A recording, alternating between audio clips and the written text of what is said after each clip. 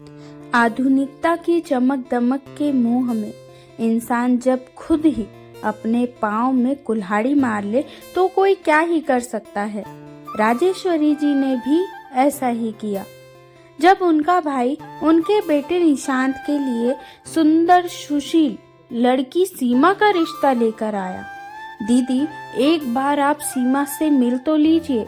देखने में साधारण है तो क्या हुआ, पर स्वभाव की बहुत अच्छी है, आपकी बहुत सेवा करेंगी। नरेंद्र ने अपनी दीदी को समझाने का बहुत प्रयास किया तो राजेश्वरी जी बोली, नहीं नहीं नरेंद्र, निशांत हमारा इकलौता बेटा है, कंपनी में बड़ा अफसर है, उसके लिए मैं कोई साधारण गवार लड़की नहीं, हाई सोसाइटी वाली गोरी मॉडर्न मैम लाऊंगी।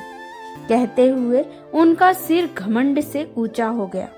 राजेश्वरी जी के इनकार करने पर नरेंद्र ने सीमा, जो कि उनके मित्र की बेटी थी, के साथ अपने बेटे अरुण का विवाह कर दिया। महीने भर बाद राजेश्वरी जी ने भी शहर के एक बड़े बिजनेस की बेटी मुक्ता के साथ निशांत का विवाह कर दिया। मुक्ता आजाद ख्यालों की आधुनिक वेशभूषा वाली लड़की थी, जिसके साथ चलने में निशांत बहुत गौरवान्वित होता था। मुक्ता का उठना बैठना हाई सोसाइटी के लोगों में था, जहां महिला किसी भी पुरुष के साथ हंसने बोलने और डांस करने को अपना सम्मान समझती थी। मॉडर्न पत्नी के आकर्षण में निशांत ने इस बात को स्वीकार कर लिया। राजेश्वरी जी भी अपनी सहेलियों के बीच अपनी स्मार्ट बहू की बखान करते नहीं थकती। साल भर के बाद नरेंद्र ने राजेश्वरी जी को अपने दादा बनने की खुशखबरी सुनाई और पूछा कि दीदी, आप खुशखबरी कब सुना रही है? तब वो ऐठ कर बोली, जल्दी क्या है, अभी तो बच्चों के खेलने खाने के दिन है। 2 साल बाद फिर नरेंद्र ने उन्हें पोती होने की खुशखबरी सुनाई। तब उन्हें ख्याल आया और बहू से हंसते हुए बोली कि अब तो इस घर में भी बच्चों की किलकारियां गूंजनी चाहिए, हमें दादी कब बना। सुनते ही मुक्ता भड़क उठी, चीखते हुए बोली, बच्चे पैदा करके मुझे अपनी फिगर खराब नहीं करनी। लेकिन बहू, वो कुछ कहती उससे पहले ही मुक्ता पर्स लेकर बाहर निकल गई।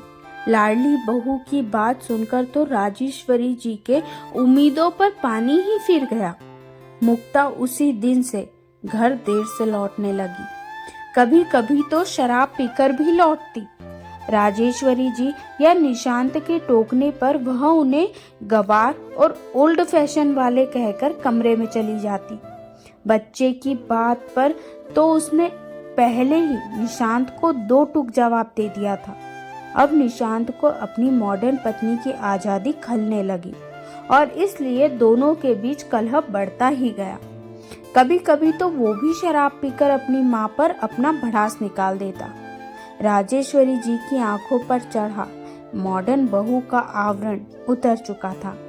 रिश्तेदारों और अपनी सहेलियों को पोते पोतियों के संग खेलते और बातें करते जब वो देखती तो उन्हें सीमा जैसी सुशील लड़की को ठुकराने का बहुत अफसोस होता।